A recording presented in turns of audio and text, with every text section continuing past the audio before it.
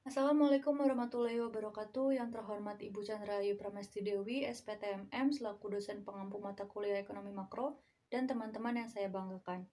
Sebelumnya, perkenalkan kami dari kelompok 6, Universitas Juanda Bogor yang beranggotakan Muhammad Ernesto Javata, Nurul Kisti, Winda Apriani, Diantri Nurhalisa, Aditya Muhammad, dan Muhammad Fikri Ramadan. Di sini kami akan mempresentasikan mengenai ketidakstabilan ekonomi. Baiklah teman-teman, kita langsung saja pada materinya. Ekonomi makro adalah cabang dari ilmu ekonomi yang mempelajari keseluruhan ekonomi dalam bentuk jumlah barang dan jasa yang diproduksi. Ekonomi makro lebih digunakan untuk menganalisis masalah-masalah yang lebih general, seperti analisis tentang kebijakan pemerintah mengenai stabilitas harga, pengangguran, pertumbuhan ekonomi, dan lain sebagainya. Dengan kata lain, bahwa ekonomi makro adalah ilmu yang mempelajari persoalan ekonomi secara keseluruhan atau nasional, seperti pertumbuhan inflasi, deflasi, pengangguran, atau kesempatan kerja. Ketidakstabilan kondisi di Indonesia terjadi dalam segala aspek, baik aspek sosial, aspek politik, aspek budaya pertahanan dan keamanan, dan terlebih lagi, aspek ekonomi. Pada aspek ekonomi adalah aspek yang paling dirasakan ketidakstabilannya dalam kehidupan masyarakat Indonesia ini. Sektor perekonomian Indonesia mencakup 3 sektor, yaitu sektor pemerintahan, sektor swasta, dan sektor koperasi. Sebagai contoh dari ketidakstabilan ini adalah salah satunya yaitu meningkatkan harga bahan bakar minyak yang menyebabkan biaya operasional perusahaan juga ikut meningkat. Tetapi tidak diiringi dengan peningkatan pendapatan masyarakat. Masalah ini tidak hanya dirasakan oleh para pengusaha saja, tetapi juga masyarakat di sekitar daerah. Baiklah, penjelasan selanjutnya akan dijelaskan oleh Muhammad Ernesto Javata. Terima kasih Kisti. Sekarang kita lanjut ke materi yang akan kita bahas, yaitu ketidakstabilan ekonomi.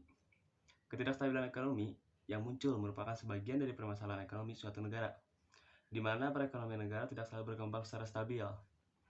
Dari setiap periode, begitu juga dengan adanya perkembangan sektor industri baru yang menimbulkan persaingan antar perusahaan. Perkembangan ini mengalami masa naik turun. Ada kalanya perkembangan ekonomi yang sangat pesat berdampak pada kenaikan harga dan memicu fluktuasi, sehingga memunculkan ketidakstabilan ekonomi. Berbicara tentang ketidakstabilan ekonomi, secara intuitif ada hubungan ketidakstabilan ekspor dan pertumbuhan ekonomi.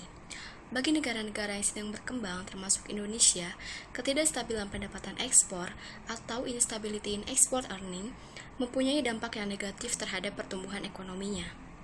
Kebanyakan negara-negara yang sedang berkembang mengimpor barang modal sebagai input di dalam menghasilkan barang ekspor.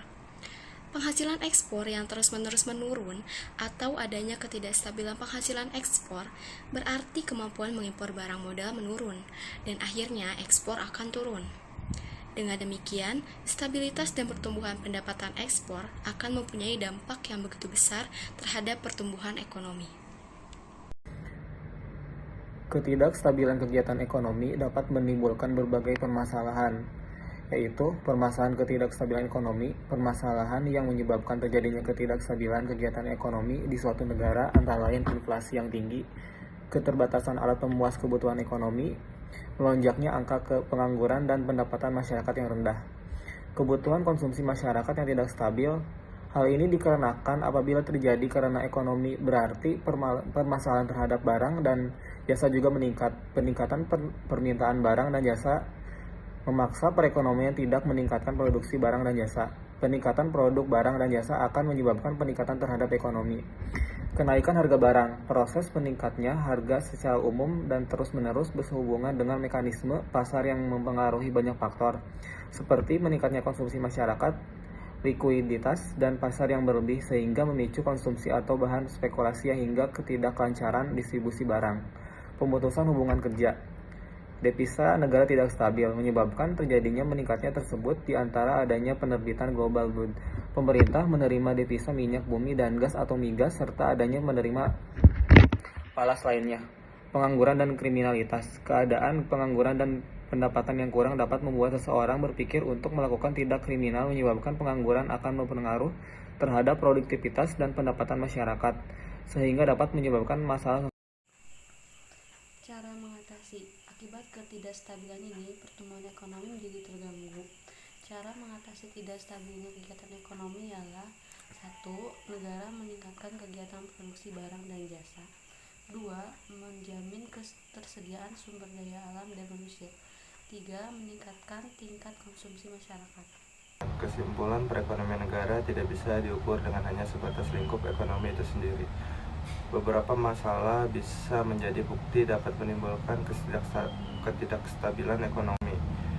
Pada suatu negara, diperlukan beberapa cara mencegah agar tidak terjadinya ketidakstabilan ekonomi, misalnya dimulai dengan aspek sosial terhadap masyarakat. Terima kasih. Baik, demikian presentasi dari kelompok kami. Semoga teman-teman dapat memahami isi dari materi tersebut. Tak lupa saya ucapkan terima kasih kepada para presentator atas penjelasannya yang dirasa cukup baik. Sekian, wassalamualaikum warahmatullahi wabarakatuh.